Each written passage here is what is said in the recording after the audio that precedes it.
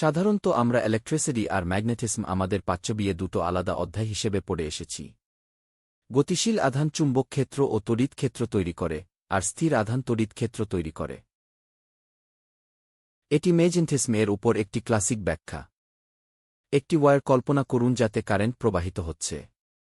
ধনাত্মক আধানগুলো ডান দিকে প্রবাহিত হচ্ছে, যাদের সবার মধ্যবর্তী দূরত্ব এল।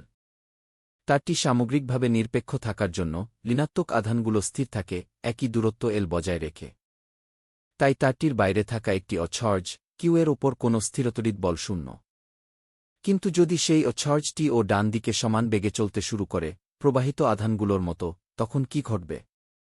চলুন এবার পরীক্ষণ আধানের নিজস্ব স্থির ফ্রেম বা ল্যাব ফ্রেমে গিয়ে দেখি কি পরিবর্তন হয়। এই যে ওয়্যারটি ল্যাব ফ্রেমে আঁকা হয়েছে, ধনাত্মক চার্জগুলো তার বরাবর ডান দিকে প্রবাহিত হচ্ছে, আর সমান সংখ্যক ঋণাত্মক চার্জ স্থির হয়ে বসে আছে, যার ফলে তারটি সামগ্রিকভাবে তড়িৎ নিরপেক্ষ থাকে। দুটি সারিরই গড় দূরত্ব একই এল, আর ধনাত্মক চার্জগুলো ভি বেগে চলছে। আর দূরত্বে আমরা একটি অচার্জ কিউ বসাই। চলুন এটিকেও ডান দিকে সমান বেগ ভিতে চলতে দিই, কারেন্টের মতোই। ধনাত্মক চার্জ গতিশীল, ঋণাত্মক চার্জ স্থির, সামগ্রিক ফল হল তারটি তড়িৎ নিরপেক্ষ। তাই তারটির বাইরে থাকা অচার্জ কিউ এর উপর কোনো স্থিরতড়িৎ বল কাজ করে না। এবার চলুন ঠিক একই দৃশ্যটি দেখি অচার্জের নিজস্ব স্থিতি ফ্রেম থেকে। এই যে সেই একই ওয়্যার অচার্জের ফ্রেমে কপি করে আনা হয়েছে। যেহেতু এখানে ঋণাত্মক আধানগুলোই গতিশীল, তাই বেগের তীরচিহ্নটি এখন বাম দিকে নির্দেশ করছে। তারের ধনাত্মক আধানগুলোও স্থির অবস্থায় থাকে। কিন্তু ঋণাত্মক আধানগুলো তারের ভেতরে বাম দিকে ভি বেগে চলতে থাকে। এখন দৈর্ঘ্য সংকোচনের বিশেষতা ভাবো, ল্যাব ফ্রেমে ঋণাত্মক আধানগুলো স্থির মনে হলেও টেস্ট চার্জের ফ্রেমে তারা চলমান, তাই ওই ফ্রেমে তাদের মধ্যে দূরত্ব ল্যাব ফ্রেমের তুলনায় কম দেখা যায়। তাদের মধ্যেকার দূরত্ব লরেঞ্জ ফ্যাক্টর দ্বারা দৈর্ঘ্য সংকুচিত হয়। এতে আমরা পাই দুটি ভিন্ন দূরত্ব, ধনাত্মক চার্জের জন্য এল প্লাস আর ঋণাত্মক চার্জ এর সংকুচিত দূরত্ব এল মাইনাস। এদিকে অচার্জটি নিজের ফ্রেমে স্থির, আর এখন এটি ওয়্যার এর দিকে একটি প্রকৃত ইলেকট্রিক ফিল্ড ই অনুভব করছে। যেহেতু নেগেটিভ চার্জগুলো পজিটিভ চার্জের চেয়ে আরও বেশি ঘনভাবে সজ্জিত, তাই তারটিকে সামগ্রিকভাবে নেগেটিভ চার্জ যুক্ত মনে হয়। আর সেই নেগেটিভ চার্জ ই অচার্জটিকে ওয়্যার এর দিকে টানে। কিন্তু যদি আমরা আবার ল্যাব ফ্রেম থেকে দেখি, মনে হয় যেন কেউ তাকে আকর্ষণ করছে। আমরা ল্যাব ফ্রেম থেকে এই বলটিকেই চুম্বক বল বলি।